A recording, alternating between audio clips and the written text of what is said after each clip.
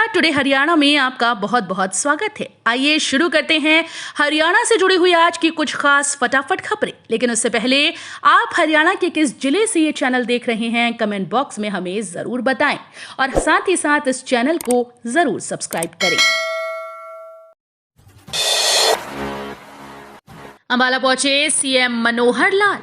हरियाणा के मुख्यमंत्री मनोहर लाल शनिवार शाम को अंबाला पहुंचे। यहां भाजपा प्रदेश अध्यक्ष ओपी धनखड़, सांसद रत्नलाल कटारिया, सिटी विधायक असीम गोयल समेत अन्य भाजपा कार्यकर्ताओं ने सीएम का माला पहनाकर स्वागत किया।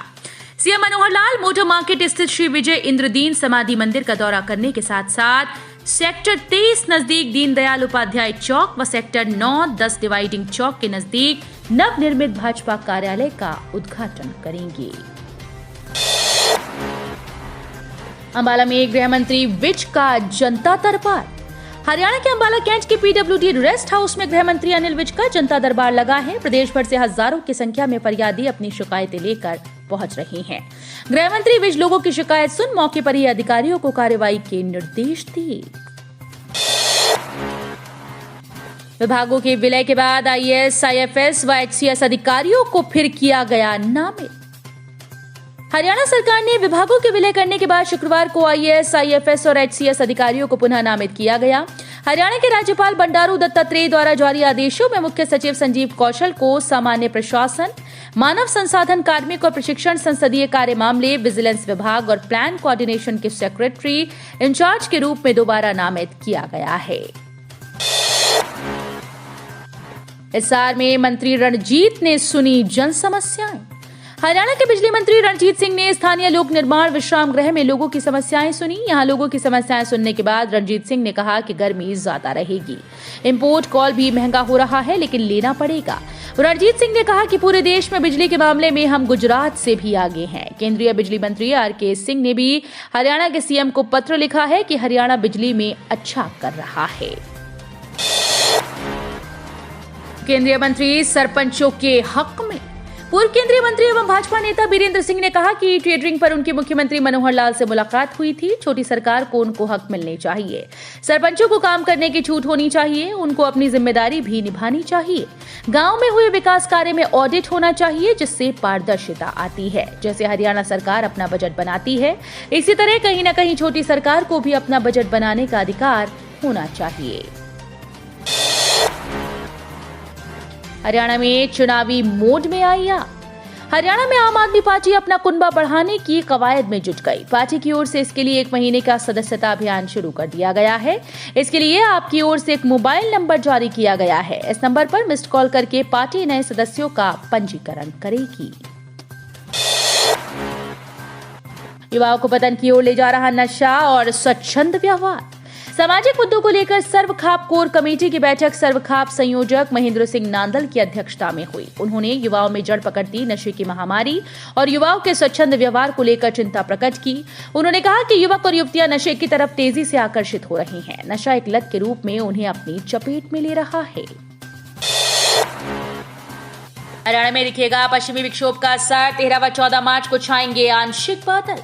हरियाणा में पश्चिमी विक्षोभ का असर दिखने को मिलेगा, जिसके चलते 13 व 14 मार्च को प्रदेश में आंशिक बादल छाएंगे। साथ ही 1-2 जगह पर बूंदाबांदी की भी संभावना है। इसके अलावा एक और नया ताजा पश्चिमी विक्षोभ 15 मार्च रात को उत्तरी पर्वतीय क्षेत्रों पर सक्रिय होने से हरियाणा, एनसीआर व दिल्ली में 16 से 18 मार्च के दौरान बदलाव होने की संभावना बन रही है। हरियाणा में इन्फ्लुएंजा वायरस के कुल 10 रोगी सामने आए। वहीं जींद जिले के जुलाना निवासी एक व्यक्ति की मौत दर्ज की गई। संक्रमण के बढ़ते खतरे को देखते हुए हरियाणा सरकार भी सतर्क हो गई है।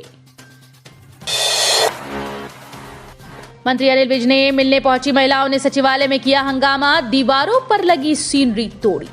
हरियाणा सचिवालय की 8वीं मंजिल पर गुस्साई महिलाओं ने दीवारों पर लगी सीनरी आदि तोड़ दी। बताया जा रहा है कि महिलाएं विज से मिलकर फरियाद करने आई थीं, लेकिन स्टाफ के द्वारा अंदर मुलाकात नहीं कराई गई। इससे महिलाएं नाराज हो गईं और उन्होंने हंगामा शुरू कर दिया। इस दौरान महिलाओं ने गैलरी में लगी सीनरी तोड़ दी और अग्निशमक यंत्र भी गिरा दिए। सरकार ने रोडवेज कर्मचारियों की कई मांगे मानी। परिवहन मंत्री का घेराव चला। सरपंचों के साथ सरकार की वार्ता भले ही सिरे नहीं चढ़ पाई, लेकिन रोडवेज कर्मचारियों को साधने में परिवहन मंत्री मूलचंद शर्मा सफल हो गए। हरियाणा रोडवेज कर्मचारी साझा मोर्चा के साथ शुक्रवार को हुई बैठक में कई मुद्दों पर सहमति बन गई। इसके बाद साझा मोर्चा ने रविवार को बल्लभगढ़ में परिवहन मंत्री के आवास के घेराव का निर्णय वापस लेते हुए आंदोलन स्थगित कर दिया। बीमा कंपनी का नया खेल। धान फसल में आई फिजी वायरस नाम की बीमारी से किसानों की फसलों को करीब 50% तक नुकसान हुआ था। नुकसान की भरपाई के लिए किसानों ने सरकार और बीमा कंपनी से मुआवजे की मांग भी की थी, परंतु उसके विपरीत अब बीमा कंपनी ने उनके खाते में मुआवजे की रकम डालने की बजाय उल्टा प्रीमियम की रकम डालनी शुरू कर दी। प्रीमियम की रकम वापस आती देख किसान भी हैरान और परेशान हैं।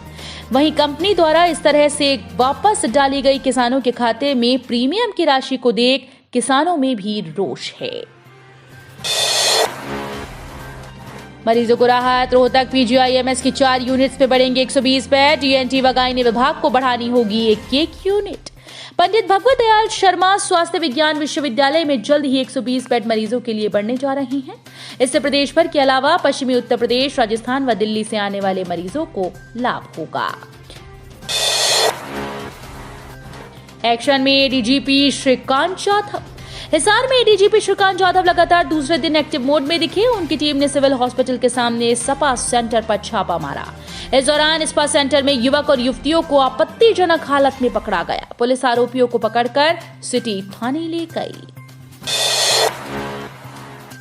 डिप्टी सीएम के पीएसओ के नाम पर धोखाधड़ी। व्हाट्सएप पर फोटो लगाकर कई जानकारों से लिए पैसे। प्रदेश के उप मुख्यमंत्री दुष्यंत चौटाला के पीएसओ रामप्रकाश सांगवान के नाम पर धोखाधड़ी किए जाने का मामला सामने आया। जांच ने अपने मोबाइल के व्हाट्सएप पर सांगवान की फोटो लगाकर उनके कई जानकारों से पैसे ले लिए। हिसार में युवक को मारी गोली। हरियाणा के हिसार के घोड़ा फार्म के पास फाटक पर 2 बाइक की आपस में भिड़ंत हो गई। इस पर पहले युवकों में बहस हुई। इसके बाद एक बाइक सवार ने दूसरे बाइक सवार के समर्थन में कार सवार युवकों से खफा होकर उनकी गाड़ी पर पत्थर मारा। इस पर कार सवार एक युवक ने भाग रहे युवक पर गोली चला दी, जो कि उसकी बाजू में लगी। सीआईए गोहाना को मिली सफलता। 8 किलो 900 ग्राम गांजा, 290 ग्राम चरस व अवैध पिस्तौल सहित तस्कर गिरफ्तार। सोनीपत में सीआईए स्टाफ गोहाना पुलिस ने पानीपत रोड स्थित गोहाना बाईपास से एक मादक पदार्थ तस्कर को गिरफ्तार कर लिया। गिरफ्तार आरोपी पानीपत के गांव आदियाना फिलहाल पानीपत के राजनगर का रहने वाला है। आरोपी रॉबिन उर्फ अंशु है। तो ये थी हरियाणा राज्य से जुड़ी हुई आज की कुछ खास और अहम खबरें। इसी तरह की लेटेस्ट अपडेट देखने के लिए टुडे हरियाणा को जरूर सब्सक्राइब करें।